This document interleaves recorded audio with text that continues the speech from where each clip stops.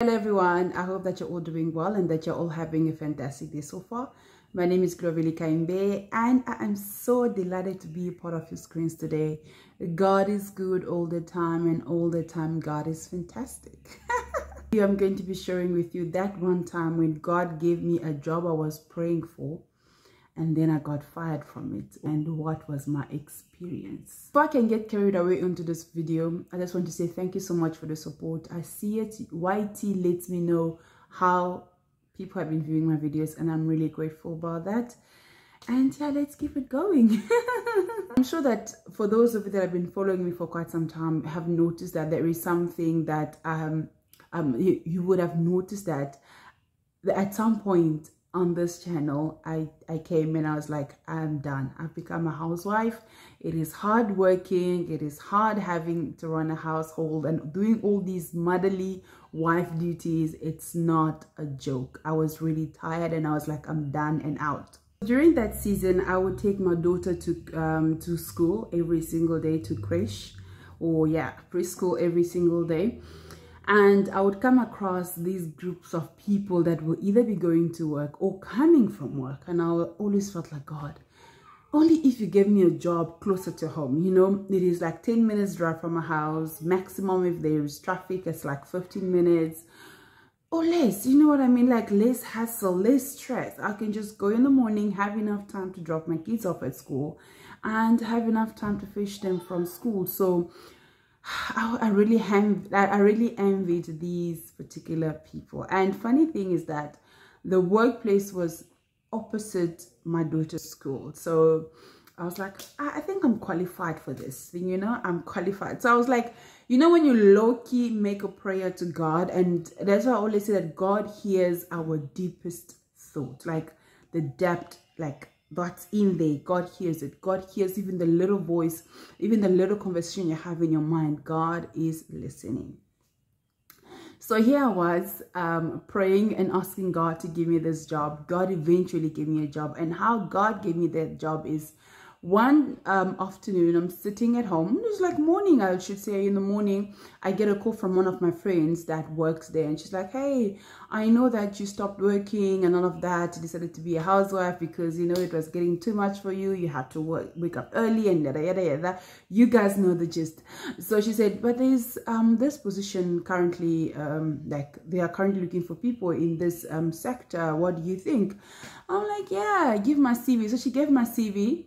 And then I sent her my CV and she said, okay, they might call you because they really need people urgently. So within that, let's say 30 minutes or so, I get a call inviting me to, inviting me for an interview. I was so excited. I told my husband, listen, I will just be working around the corner. It won't be like I am, you know, I'm going far or anything. Like I will just be working around the corner. My husband was like, okay, if that's what you want, it's all right. After about 30 minutes or so, we get a call at the gate. Hey, come and get your parcel. So we're like, we're not expecting anything, but then and then remember that at that time we had applied for Schengen visa, so we were waiting for feedback. They had not updated us as to how far it was with the process or anything, and they just said it's currently being processed. We'll let you know once it is sent out, but we never got any notification. But anyway, we got I got the envelope, got inside, and we were like, what's gonna happen now? Let's listen and see, am I accepted or am I rejected? Guys, it's been an eventful couple of months. So anyway, opened the envelope and looked at the passport. It shows that the visa was approved. And most of you know that well, we eventually traveled, but that is where I'm going with this story. So I was like excited. I got my visa and everything like that, and I was thinking, okay, when do you think we're gonna leave? And that was around, that happened around let's say Octoberish, because we applied for the Schengen visa around September. So that happened around October, sometime in October. And the following Monday, I had to go for an interview. It was a Friday, yeah? And I had to go on Monday for an interview.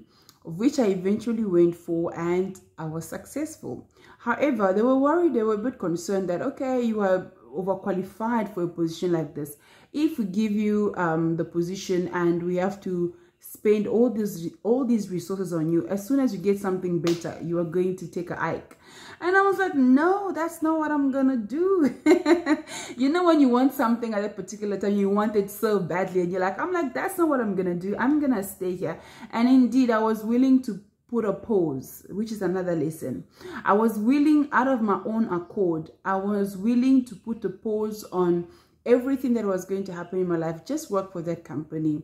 And it was going to be like, because in my mind, I was like, I can't do this. I can't. I was so much into how I was feeling.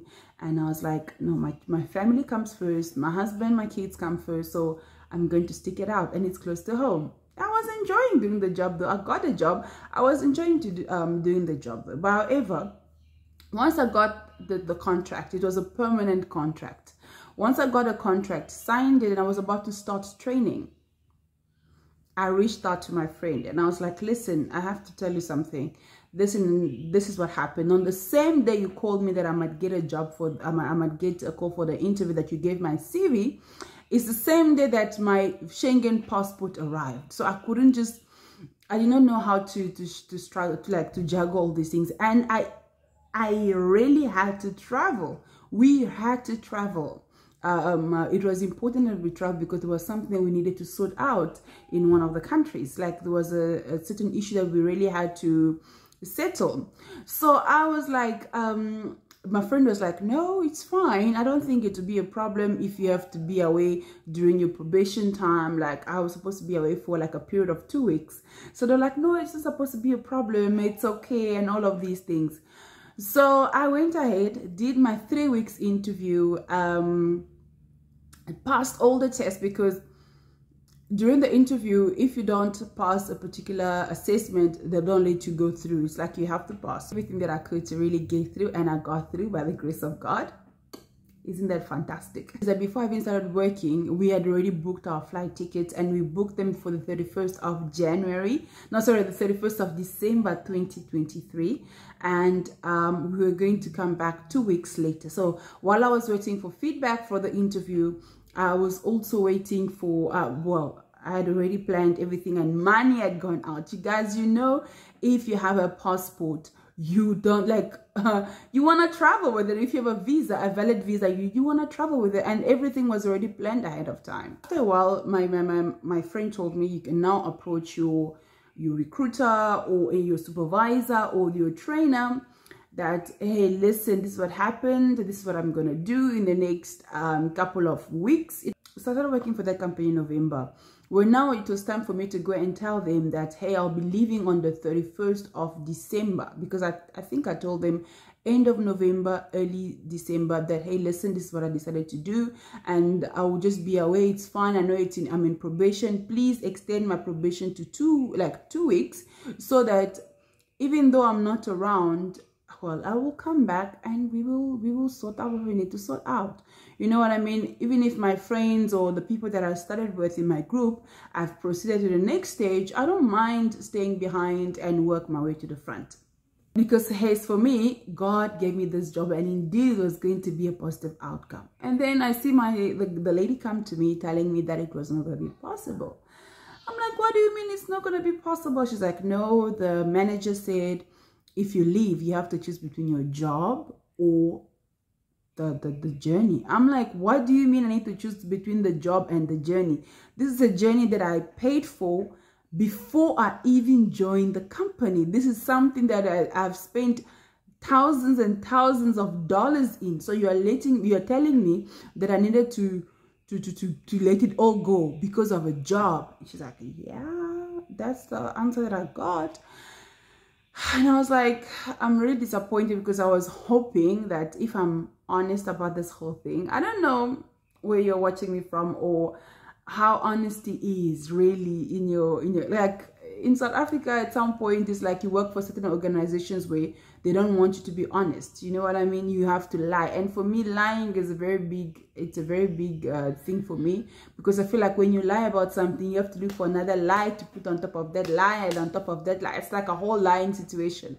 So I decided to be honest. I told them, so I'm really being punished for being honest. She's like, oh no, that's not it. Please don't see it that way. This is just how we do things in this place and all of that. I said, December is coming. Many people will go spend with their family members. Many people will not be around, actually. So if I'm around, I'm working until end of December, and I just leave on the 31st, and it will be over a weekend. So it's not really a big deal. Oh no, it's still a big deal and all of that. It became a mountain out of a molehill. So in that season, in that time, like throughout December, I was amongst the top performers in that group. I was breaking barriers that many people in my group were not breaking. I even won prizes that many people in my group were not winning prizes. But one thing that I noticed is that there was a time where I spent 3 days or even a week without a voice. A week without a voice, because it was back to back. I was working in a sales environment, which is one of the reasons why I don't want to go back into sales. But like, you know, the kind of sales where calls come in every once in a while. Yeah, like if the moment you finish with this one, I could take up to 50-80 calls on a daily basis. Can you imagine? So the system generates calls and whatever. So I was sitting, like, I think I was not sitting far from Acorn. So because of that, it affected my voice, and I was without a voice for a week. I could not talk a lot. I would go to work, and if I tried to speak on the phone, they could not hear me. It's like I'm straining my voice. I had burns on my throat and all these funny things that is not interesting to listen to. So, but however, I had the best supervisor ever. I had the best manager ever, because she allowed me to do other work, gave me insight into other work, so that I can, you know, so that I can do something, or because I was still showing up for work, regardless of the fact that I did not have a voice. I was still showing up for work, and she was giving me other responsibilities until I was able to regain my voice. So I felt like I really found favor in this place. So come the end of the month, I went and I spoke to her, and I told her, like, as we're going towards the end of December, I'm like, listen, this is what has happened. No, I went back to the initial lady, and I was like, isn't there a change of heart? No, there was no change of heart. I was so heartbroken. I'm like, God, why would you give me a job that you're going to let me go from? Why would you give me a position that I'm not going to enjoy to the best of my ability? And I've really put myself out there. I've really proved to them that I can do this job. I've really proved to them that I can do this, I can do that. How come this is not going the way that I envisioned it to go? How come this is not happening the way that you know, you ask God all these questions, and then when they finally made that decision and said it's an ultimatum, it's either I go or I stay. My manager came to me and said, you know what, you need to have a life. Oh, I'm so glad. Her name is Sis Babalwa. She was a gem. She told me, you know, there is life outside of this place. If you want to put your life on hold because of a job, you are going to regret it for the rest of your life. My advice for you is go. Okay? Go where you want to go. You've spent your money. The salary you're getting here, for you to get that, you have to work for a couple of months or weeks for you to get that money back. So you really need to, and it was really a small salary. So to be honest, I was just willing to compromise compromise myself just for that. So anyway, she said, go and live out your dream. I was like, okay, cool. She says, just write them a letter and say, thank you so much for your time. See ya. So I waited for my ching-ching, of course. My salary came in. I immediately sent them a letter. And because it came to a point where they were literally forcing me to write a letter. They were forcing me to say, I am not coming back. I'm resigning. I'm like, what kind of a workplace wants to see you gone so far? Like, I've never offended you in any way, and I maintained. And funny thing is, I was the only foreigner in there, in my group. But they never treated me differently. And I never acted differently around them. We really like mingled, like blended very well.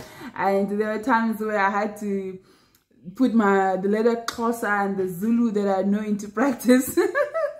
In order for me to make sales, which worked in my favor in some cases. But The moral of the story is that sometimes we ask God for things. We think, because after this video, I'm going to post another video that is going to give this video more importance. I don't know if that makes sense, but sometimes in life we ask God for things. We beg him for things. We want him to give us a taste of that. But God's plan for us is completely different. God's plan for us is completely not what we think that we need. And at that point, I was even willing to compromise my worth in order for me to get something that I thought I needed at that particular time. And when I was leaving that place, I was kind of looking back, because when I came back from Europe, actually, I reached out to them. I'm like, hey, I'm back. Can I come? And they said, no, there is no position for you. Mind you, there was nobody that replaced me in that position. That position remained vacant. They adamantly refused to have me back. They refused they refused. I've never, since I was born, I've never gone through an experience where someone has just literally decided to close their heart towards me over something that I need from them. That is just my story. That's just my life. And so don't compromise your worth. Don't compromise your worth. Don't compromise what you're for. And also, no man has the last say over your life. No man has the last say over your life. So sometimes God will allow us to go through certain experiences in order for us to appreciate him even more. In order for us to know that his plans are always good for us. And I think God allowed me to have a taste of something that I envied so much, and have it taken away in that way, for me to really rely on him, for me to really understand that it is only through him that I can have what I have. And to also understand that only God can truly give us what we need. And to see how far, the time I'm recording this, to see how far he has carried us. Goodness gracious. Don't you ever doubt God's provision. He is always going to provide. So thank you so much for listening to my story time. Isn't God good?